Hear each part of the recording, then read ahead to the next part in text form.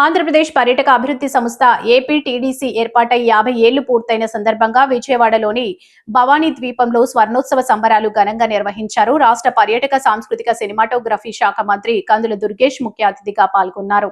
ఆంధ్రప్రదేశ్ పర్యాటక అభివృద్ధి సంస్థ గత 5 దశాబ్దాలుగా రాష్ట్ర పర్యాటక రంగాన్ని ప్రపంచ పటంలో నిలబెట్టడంలో కీలక పాత్ర పోషించిందని మంత్రి కందుల దుర్గేష్ వెల్లడించారు. ఏపీటీడీసీ చైర్మన్ నూకసాని బాలాజీ, పర్యాటక శాఖ special chief secretary Ajay Jain, APTDC MD Amrapali ఘాటాతో కలిసి మంత్రి భవానీ ఐలాండ్కి వచ్చారు. ఈ సందర్భంగా జ్యోతి ప్రజ్వలనతో కార్యక్రమాన్ని ప్రారంభించారు. అనంతరం ఏపీటీడీసీ 50 ఏళ్లలో లోగోను మంత్రి కందుల దుర్గేష్ ఆవిష్కరించారు.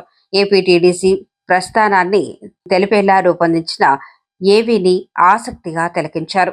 ఏపీటీడీసీ చైర్మన్ ఉన్నతాధికారులతో కలిసి గాల్లోకి బెలూన్స్ ఎగురవేశారు. అనంతరం 50 ఏళ్ల పర్యాటక అభివృద్ధి సంస్థ విజయగాథను వివరించారు.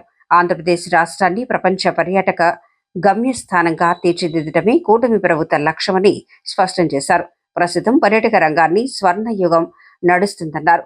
భవిష్యత్తులో ఒకే ఒక ఇజం ఉంటుంది, అదే టూరిజం అని మంత్రి నినదించారు.